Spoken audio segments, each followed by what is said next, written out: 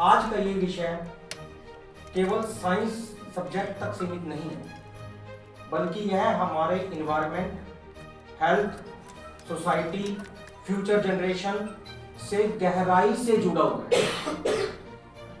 Plastic pollution आज एक global challenge बना हुआ है।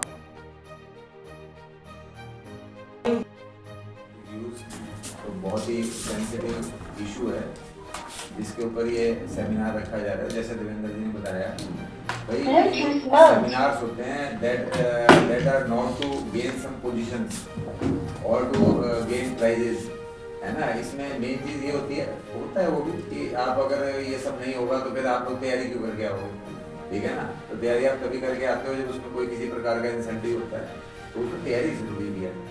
जब आप PGT Physics, currently posted at GSS Terao.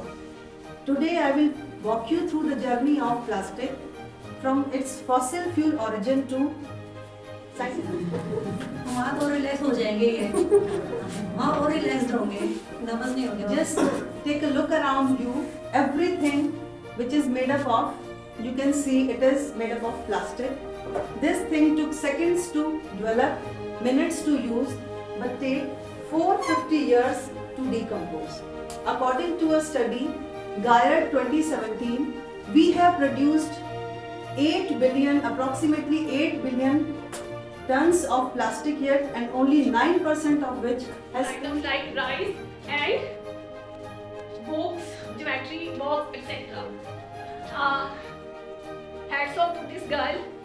Now artificial fiber from waste plastic bottles. Yes, we can because the waste plastic bottle और artificial fiber का जो raw material है वो same होता है, then we can make artificial fiber from plastic waste.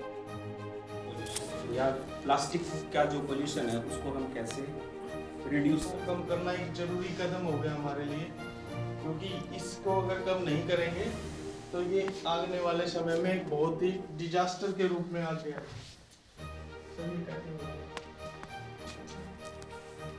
इनका जो discard का सिस्टम है वो नहीं होता, या तो इनको कहीं थ्रोन अवे कर दिया जाता है, फिर क्या होता है रेन वगैरह इन सीजन में ये बह के कहीं ना कहीं वाटर क्लोरिंग का काम करते हैं, डायरेक्टली जो पानी है वो रिवर में जाता है, फिर वही ओशियन वगैरह वो सब पोल्यूट होते हैं। तो प्लास्टिक इसको हम मैनेज कैसे करें, ये मेनली ये सर ने भी बता दिया था। इसमें चार आर के ऊपर काम करना है, जो रिफ्यूज, रीयूज, रिसाइकल, रिड्यूस और टीचर्स काम कर रहे हैं वो क्या सोच रहे हैं। तो जो एक्सप्रेसिव होना, अभिव्यक्ति होना बहुत जरूरी है, और अगर आप इस चीज में संकोच करते हैं, मैं आपसे अलग नहीं हूँ, जो यहाँ में आपके ट्रेनर्स हैं या आपके साथी हैं ये आपसे अलग नहीं है।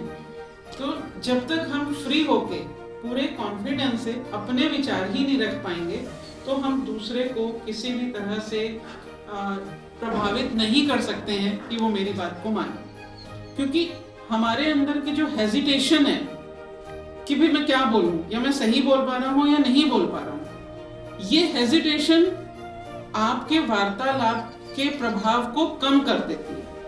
और चूंकि आप सारे लोग एक टीचर हो और एक स्टूडेंट के लिए अपने टीचर से ज्यादा लाइफ में कोई भी मायने नहीं रखता। टीचर की कही हुई एक बात, टीचर का कहा हुआ एक संदेश, मतलब कई बच्चों के लिए ना देव वाक्य के समान होता है कि मेरे टीचर ने ये बोला है तो मुझे ये करना ही करना है। जरूरी नहीं है कि आपके क्लास में 50 बच्चे हों तो 50 के 50 बच्चे आपकी बात को एक्सेप्ट करें, ग्रहण करें, काम करें।